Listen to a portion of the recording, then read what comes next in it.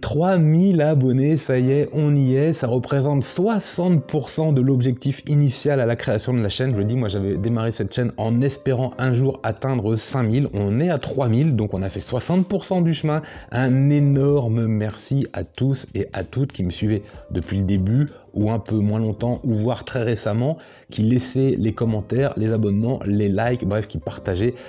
Un énorme merci à vous tous et à vous toutes, ça fait énormément plaisir, d'autant plus que je me suis aperçu que sur ces 60% effectués, 70 d'entre eux étaient réalisés depuis les 6 derniers mois, donc c'est vraiment exponentiel, la chaîne grossit. Et ça fait vraiment plaisir. Aujourd'hui, on se retrouve pour le Mangavoras habituel. Là aussi, un rendez-vous que vous suivez depuis quasiment un an, puisque c'est l'épisode 49 aujourd'hui, si je dis pas de bêtises. Donc à 52, ce sera vraiment l'anniversaire du Mangavoras. Un an tous les mardis que je vous propose les lectures. Et si le format au début, évidemment, a pris le temps pour naître et pour grossir, on peut dire que c'est devenu vraiment là aussi un rendez-vous hebdomadaire que vous suivez avec assiduité et certaine impatience, même des fois, si j'en crois les commentaires. Donc encore à vous tous et à vous toutes, un gros merci. Et justement, cette semaine, 5 découvertes. On commencera avec Darwin's Incident, collection Big Kana, puis on enchaînera avec l'auteur d'Eden, Hiroki Endo, qui revient chez Pika avec MMA. Donc ça, c'est une toute nouvelle découverte. Kakizaki également au rendez-vous avec Les Amants Sacrifiés, tome 1 sur 2 chez Kiyun. Est-ce que les 7 ninjas des fous seront au niveau de Shiguro? Oui, puisqu'il s'agit du même auteur. Nous sommes chez Meian, lecture des 3 premiers tomes. Et nous terminerons chez le Lézard Noir, inspiré d'Edogawa Renpo par Suehiro Maruo, la lecture de L'étrangeté dérangeante la chenille. Générique.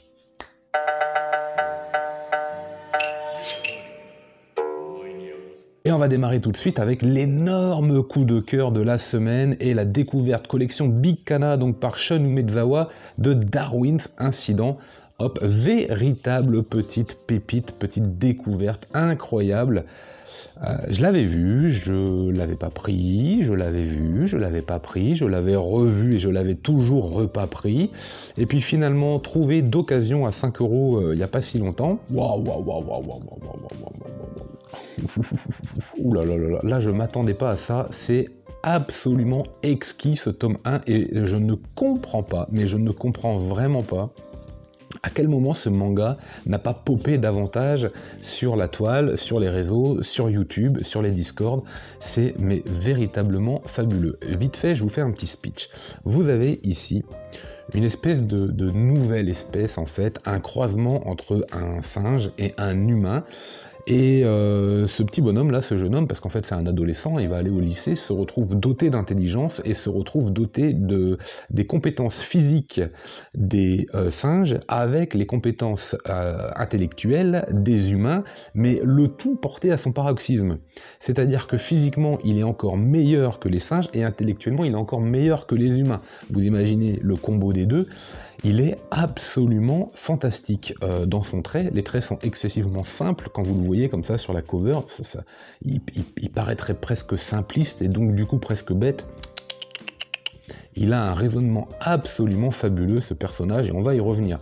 Donc on va suivre tout au long de ce premier tome comme ça les différentes péripéties de notre jeune adulte en devenir en fait, qui désire en fait mener une vie simple, aller à l'école, s'instruire, comprendre, échanger, avoir des interactions avec ses pairs, donner son avis, et puis finalement rencontrer aussi quelques difficultés, notamment avec d'autres personnages qui lui en veulent ou qui voudraient la récupérer pour certaines causes, parce que c'est un manga qui va être vraiment d'actualité.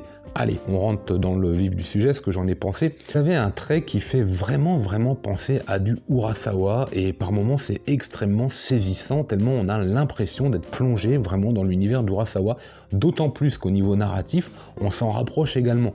Les choses sont imbriquées comme ça, chapitre après chapitre, sans vraiment vous balancer dans l'action, sans vous balancer toutes les réponses. On suppose, on construit, petit à petit, ça élabore, ça prend une dimension forcément beaucoup plus grande, beaucoup plus complexe et beaucoup plus dense au fur et à mesure qu'on va avancer dans l'intrigue. Et ça va se nourrir comme ça au fur et à mesure des rencontres avec les autres personnages, ça va se nourrir évidemment avec les antagonistes qui vont arriver. Je vous disais que c'était un manga d'actualité, pourquoi?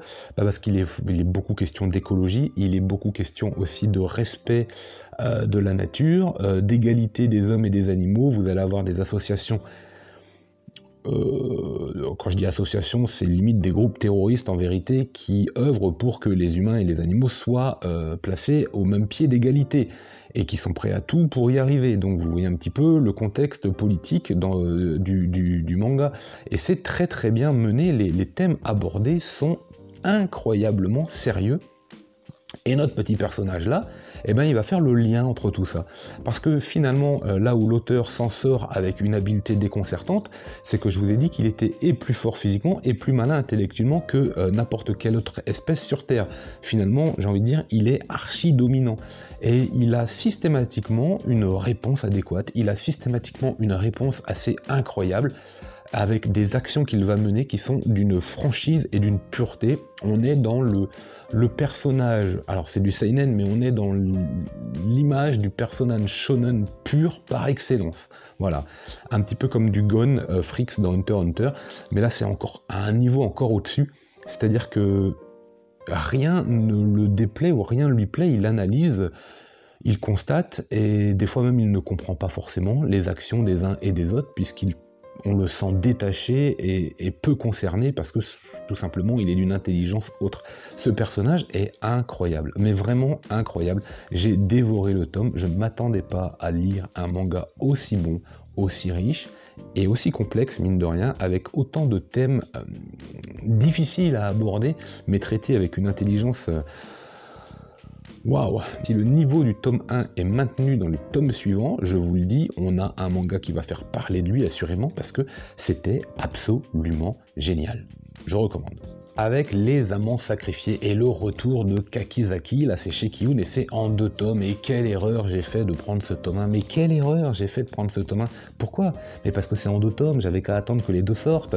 Quelle idée de finir ça et de se dire il n'y a pas la suite, c'est absolument génial, mais c'est Kakizaki. Alors Kakizaki il est génial sur plein d'aspects, le trait et le scénario, à chaque fois, ça fait le contrat. Green Blood, Beastarius, absolument géniaux, et Les Amants Sacrifiés, je ne vais pas dire que c'est génial, j'ai pas le final, mais on part sur de très très bonnes bases. Vite fait, le speech, vous êtes un petit peu avant la guerre, un petit peu avant j'ai plus trop les dates, mais enfin, on est soit dans les années 40, soit un petit peu avant. La Seconde Guerre mondiale, elle est là, et le Japon se prépare. Le Japon se prépare véritablement à affronter l'ennemi, donc le capitalisme, donc les États-Unis. Et on va démarrer l'histoire avec... oui, c'est à la mode en ce moment. Et on va démarrer l'histoire donc avec un couple de Japonais assez jeunes, plutôt jeune même, et aisé, vraiment aisé, parce qu'il y a une entreprise qui tourne, et puis c'est une entreprise qui n'est pas farouche à l'idée de travailler avec l'Occident, et notamment avec les États-Unis, et qui aime beaucoup les produits et la culture. Le contexte nationaliste se resserrant au Japon, forcément les États-Unis deviennent l'ennemi numéro 1, et donc c'est plutôt mal vu d'avoir du whisky par exemple, ou d'avoir un mode de vie occidental comme pourrait l'avoir notre jeune couple. Bon, ok. Donc déjà, il y a un sentiment de suspicion qui commence à arriver parmi l'entourage de la famille qui ne voit pas ça d'un très bon œil. En plus, le mari est contraint de partir à un moment en Chine, et il va revenir quelque temps plus tard. Sa femme va devenir très méfiante parce qu'elle va se rendre compte de l'apparition d'un autre personnage féminin se posant des questions, à tort ou à raison, mais découvrant surtout des réponses auxquelles elle ne s'attendait pas. Alors j'essaye de pas trop spoiler, et ça va véritablement compromettre l'univers, l'avenir en fait du couple, qui va se confronter à un dilemme assez incroyable. Comment vous le tournez celui-là? Est-ce qu'il est préférable de préserver la vie de couple au détriment d'un intérêt national, voire universel, ou non? Ou faut-il vraiment dénoncer ce qui doit être dénoncé, quitte à détruire son couple? Voilà, c'est un petit peu le débat qui va être amené au fur et à mesure que les chapitres vont s'installer. Pour l'instant, nous n'avons pas la réponse, puisque je vous le dis, c'est en 2 tomes, et comme tout manga en 2 tomes, vous n'aurez le final que dans le dernier tiers du tome 2. J'espère, et j'espère que ce sera bien fait. Je n'ai aucun doute sur la capacité narrative de Kakizaki pour nous amener vraiment le final et le porter à son paroxysme, et de façon intelligente. Quant aux traits, il n'y a rien à dire, c'est juste parfait, c'est un manga que je recommande hautement. Les traits sont exactement comme vous les voyez en fait sur la cover, il n'y a aucune triche, mais c'est absolument génial. Quelques personnages, ça m'a fait un petit peu marrer d'ailleurs, quelques personnages ont un faciès qui n'est pas sans rappeler Bastard. Et Dark Schneider, là, enfin c'était assez rigolo, mais globalement c'est vraiment exquis à regarder au niveau des traits, à suivre également. Le scénario il est maîtrisé, posé, petit à petit comme ça, pour faire grimper toute l'intensité, toute l'horreur finalement également. Enfin l'horreur il n'y en a pas trop, enfin l'horreur de la guerre si, mais c'est vraiment toute la dramaturgie, toute la fatalité, toute la... Bon, bref, je m'arrête d'en parler, je vous le recommande, d'autant plus qu'il est en 2 tomes, et c'est vraiment un moyen efficace de découvrir un auteur pour lequel vous aurez assurément un coup de cœur. Suivant. On enchaîne maintenant avec une série en 10 tomes, j'ai fait la lecture des 3 premiers tomes, et j'espérais faire la lecture des 5 premiers, bon j'ai pas eu le temps. Il s'agit des 7 ninjas des fous, édités chez Meian, par l'auteur justement de Shigurui, chez le même éditeur, avec un beau format. Shigurui qui est vraiment une pépite incroyable dans sa forme, dans son édition et dans son trait, dans son scénario, vous le savez, de samouraï, de vengeance, de corps qui sont sublimés ou maltraités à souhait, bon... Bref, Shigurui, énorme hit, un manga que j'affectionne particulièrement, et donc j'avais vraiment hâte de faire la découverte des 7 ninjas des fous. Là, on va parler des 3 premiers tomes. Au niveau du trait, tout de suite, on va le mettre de côté, on est exactement dans la même veine que Shigurui, avec peut-être encore un petit peu plus de détails, parce qu'il y a pas mal d'armures, parce qu'il y a un côté presque illustration en vérité, où quand vous vous arrêtez, quand vous prenez le temps de regarder, alors vous allez commencer à avoir énormément de détails, alors vous allez commencer à comprendre le langage de l'auteur, parce qu'effectivement, de premier abord, comme ça, en premier contact, on a l'impression de ne pas parler la même langue. Finalement, quand vous vous arrêtez, vous commencez à déchiffrer, vous commencez à décoder, vous commencez à voir que c'est pas aussi fouillis que ça en a l'air, mais vraiment, on comprend les scènes, les décors, les costumes, les détails, et c'est très riche. Ouais, le gars, il maîtrise. Alors, il a un style particulier, mais il maîtrise. Au niveau du scénario, en revanche, wow, là, faut s'accrocher. Hein. Faut s'accrocher, je vais vous le dire. Moi, pour l'instant, j'ai l'impression de n'avoir rien compris. Mais paradoxalement, c'est comme si l'auteur me disait « Tu ne comprends rien, mais ça va venir. » J'entends par là que un tome, la lecture du premier tome déjà, bon, ça démarre, il y a un postulat de base, ça marche, et puis on a l'impression que ça s'imbrique, et à un moment, ça s'imbrique plus. C'est comme si on était sur une autre histoire, et puis on va démarrer le tome 2, rebelote, et en fait on a plein de pièces comme ça, on a l'impression que c'est un Rubik's Cube le truc en fait, et qu'au fur et à mesure qu'on est en train de lire les tomes, c'est en train de se mettre en place, et ça va finir par faire les couleurs à la bonne place, mais pour l'instant, on sait pas trop où on est, quoi, un petit peu perdu dans l'espace, mais vraiment voilà, c'est vraiment la métaphore qui me vient, c'est que les 7 ninjas des fous, c'est un Rubik's Cube. Alors ça peut paraître bizarre, mais si vous avez eu l'intégralité, si vous êtes d'accord avec moi, n'hésitez pas dans les commentaires. Pour l'instant, je ne vais pas trop vous dire de quoi ça parle, parce que j'ai peur de gaffer, j'ai peur de trop en dire, j'ai peur de... ou pas assez, je sais pas, dans la mesure où j'arrive pas à savoir où on va aller, je sais pas jusqu'à où je peux vous en parler ou pas. Néanmoins, qui ils sont, ça je peux vous le dire, vous avez en fait des ninjas qui vont apparaître tout au long de l'histoire, les 7 ninjas des fous, des ninjas maudits en quelque sorte, des démons ninjas, en fait qui portent sur eux une malédiction et qui vont régler leur compte. Globalement, c'est un petit peu comme ça que ça tourne, à l'époque des ninjas hein, bien sûr. Wow, voilà. Vous connaissez l'auteur, si vous ne le connaissez pas, eh ben écoutez, je vous ai dit, ça reprend les ingrédients de Shigurui à coup de règlement de compte et de baston où les corps sont incroyablement malmenés, maltraités, torturés, ou à l'inverse, glorifiés, sublimés, portés à leur paroxysme. Et la particularité de cet auteur, c'est qu'on est capable de passer vraiment de l'un à l'autre très vite, inspirant de la beauté comme du dégoût, hop paf, en un tour de magie, comme ça, un tour de passe-passe de 2-3 cases. Alors j'ai passé une bonne lecture, comme je vous disais, mais je ne sais pas où je vais.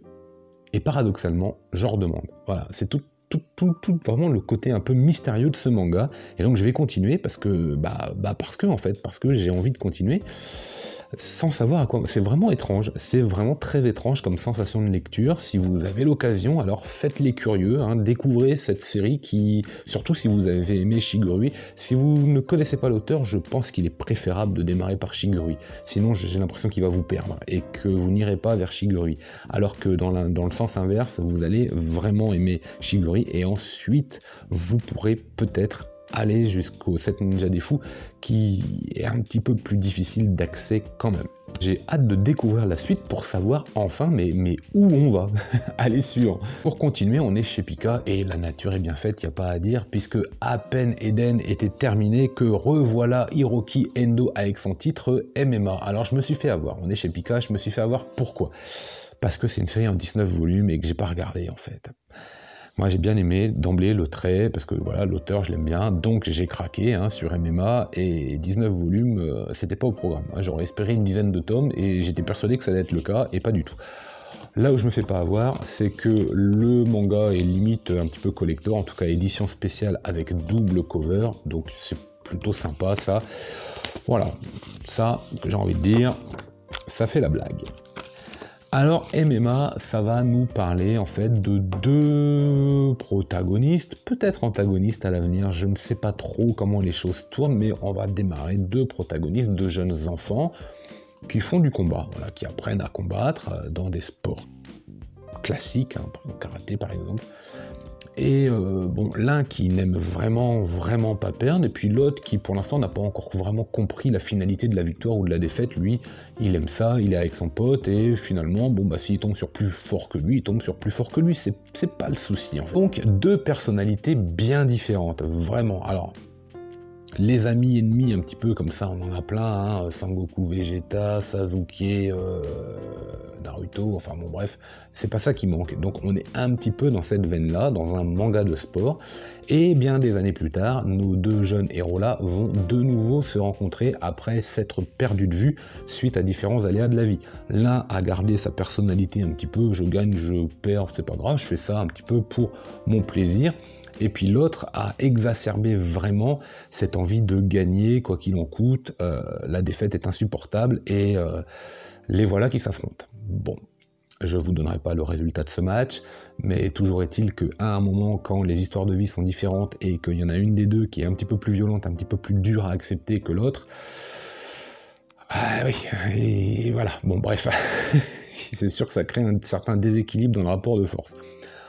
C'est un petit peu le postulat de base, et en fait ça sert de prétexte, ça nous fait comprendre que ces deux personnages-là, tout au long des 19 tomes, vont forcément se renforcer, vont apprendre de nouvelles techniques, vont progresser, et je pense notamment notre jeune héros que l'on suit un petit peu plus, qui n'a pas forcément le goût de l'effort, ou pas toujours, ou qui n'a toujours pas vraiment compris à quoi ça servait, qui va forcément upgrader à fond, pour avoir, pourquoi pas, peut-être, pour l'instant c'est comme ça que je le vois, un affrontement final au dernier tome, à moins qu'il se passe quelque chose dans l'histoire. Je n'en sais absolument rien, je ne suis pas allé voir, j'ai pas lu de scan, rien du tout, je m'y intéresse pas. Ça, c'est volontaire, vous le savez, je me laisse vraiment porter par les histoires, parce que sinon ça n'a aucun intérêt. Donc c'est un petit peu comme ça que je l'imagine, mais le manga est nourri de séances d'entraînement très sympas, ponctué comme ça, avec un petit peu d'humour qui tombe au fur et à mesure, là aussi qu'on découvre les personnages, qu'on apprend leur personnalité, et du coup qui réagissent à des situations en accord avec cette personnalité. C'est ça qui rend forcément le comique amusant et réussi. Vous avez des phases de combat plutôt sympas, même si je pense que c'est encore perfectible, parce qu'on a vu beaucoup mieux récemment, je pense notamment à Black Box par exemple. Et puis du côté MMA, du côté sport bien badass, vous avez Coq de combat qui, pour le coup, est très élevé également. Là, c'est un tantinet gentil. Alors, on est au tome 1, et peut-être que ça va faire que monter également, là aussi, je n'en sais rien. Et puis vous avez un petit trait quand même assez sympa d'Hiroki Endo. Alors même si de temps en temps, c'est un peu plat, un peu vide, notamment au niveau des décors, il reste quand même avec une petite touche personnelle qui donne au personnage quelque chose, quoi. Quelque chose soit d'attachant, soit de détestable, soit de dangereux, souvent d'ailleurs je trouve dangereux, et ça marche. Là, au niveau de l'atmosphère, ça marche plutôt pas mal, donc j'ai passé un bon moment de lecture avec ce tome 1. Si vous avez envie d'être curieux et de commencer un nouveau manga, pourquoi pas. Alors, c'est pas les nouveautés qui manquent, hein. Moi je pense qu'il y a eu beaucoup mieux actuellement, même par exemple Darwin Incident, je le recommande largement plus que celui-ci, mais enfin bon, pourquoi pas pour un manga de sport, en attendant la découverte très prochainement de Deep Free. Allez, suivant. On va terminer par du Suehiro Maruo et le maître de l'Eroguro en vérité, avec l'étrangeté La Chenille, que j'ai trouvé d'occasion il n'y a pas très longtemps. J'ai trouvé pas mal de lézards noirs d'occasion, et notamment du Suehiro Maruo. Et donc c'était vraiment l'occasion pour moi de découvrir et d'acquérir La Chenille, comme pas mal d'autres titres. On en reparlera au fur et à mesure des semaines à venir. Waouh. Il est complètement pété cet auteur. Alors, Junji Ito est pas clair. Hein, franchement, Junji Ito il est pas clair. Il y en a d'autres qui sont pas clairs, mais Suehiro Maruo, il est pas clair et il a l'art et la manière de nous faire aimer ça. C'est assez bizarre. Voilà, l'Eroguro, vous le savez, c'est du gore érotique. Et cet auteur a tendance parfois à soit mettre le gore en avant, soit l'érotique en avant, l'un ou l'autre, soit des fois les deux vraiment bien comme il faut. Alors je pense notamment à Vampire, qui pour le coup est, mais je trouve, le meilleur que j'ai pu lire. La Chenille, alors La Chenille, comment vous dire, de temps en temps, vous savez, je vous le fais, le petit Hypnosis derrière, lorsque Tokiko retrouve son mari rapatrié après avoir été grièvement blessé au combat. Écoutez ça, il n'est plus qu'un homme tronc. Mais véridique, hein, il est là, quoi. Il est là. C'est un homme tronc, quoi. Le lieutenant Tsunaga a perdu bras et jambes et ses blessures l'ont rendu sourd, muet. Alors bon, on va pas débattre, mais sourd, muet, bon bref. Condamné à vivre recluse avec lui, Tokiko va ressentir un plaisir nouveau, entre dégoût et fascination, à voir souffrir cet être difforme et sans défense. Voilà, alors ça vous résume parfaitement le truc, et je vous assure que c'est bien pété, parce que on est, nous, lecteurs, témoin passif de quelque chose qui est complètement surréaliste, qui est fantastique et qui est dégueulasse psychologiquement, puisqu'effectivement vous avez un homme tronc qui est complètement démuni, mais qui perd pas le nord non plus, hein, qui est bien pété, bien pervers, et sa femme qui effectivement exprime dégoût et fascination à la fois, et qui se retrouve contrainte, ou non d'ailleurs, de s'occuper de lui. C'est absolument hallucinant, d'autant plus que le trait de Suehiro Maruo est très dérangeant, parce qu'il a presque un côté marionnette en fait à ses dessins, c'est-à-dire qu'on a l'impression que c'est figé dans le papier. Vous savez, les dessins modernes, on sent le mouvement, on sent l'énergie, on sent la personnalité, ça transpire l'action, oui, on sent le mouvement. Et Suehiro Maruo, c'est figé comme du Junji Ito, mais je trouve que c'est encore plus figé chez lui. On a l'impression vraiment que ces personnages sont des marionnettes sous son crayon, et qu'ils subissent l'histoire comme nous on subit la lecture. C'est très déstabilisant. Et en même temps ça marche, parce qu'on en redemande. Et c'est là où c'est pervers, c'est-à-dire que l'auteur nous rend pervers aussi, on tourne les pages et on va jusqu'au bout, quoi. Pourtant je vous assure que ce qu'on lit des fois, c'est complètement pété, et waouh, faut s'accrocher, quoi. Faut vraiment s'accrocher. Il y a du génie, on peut pas le dire, on peut pas le nier, il y a vraiment du génie là-dedans, c'est pour public averti, c'est pas à mettre entre toutes les mains. Moi, ça marche à chaque fois. Ça marche parce que je vais jusqu'au bout, et si je vais jusqu'au bout du manga, c'est qu'il y a quelque chose qui fait que ça a marché, et j'ai envie de découvrir encore d'autres titres de l'auteur, assurément, donc c'est le cas, parce que j'en ai un ou deux encore à lire, et honnêtement, essayez de le découvrir. Moi je vous recommande Vampire, voilà, c'est pour moi celui qui marche le mieux, qui serait le plus tout public, si j'ose dire. Donc ouais, Vampire, chez le Lézard Noir également, allez-y, si vous avez l'occasion, découvrez cet auteur, parce que je pense que ne serait-ce que pour la culture, et la découverte d'un genre assez particulier quand même, ouais, ça peut valoir le détour. Bon écoutez, voilà, c'était tout pour aujourd'hui, j'espère que vous avez passé un agréable moment, moi oui, comme d'habitude, vous m'excuserez pour la voix cassée, peut-être un petit peu le manque d'énergie habituel, mais enfin, c'est comme ça. Excellente semaine, lisez plein de mangas, et moi en attendant, je vous dis...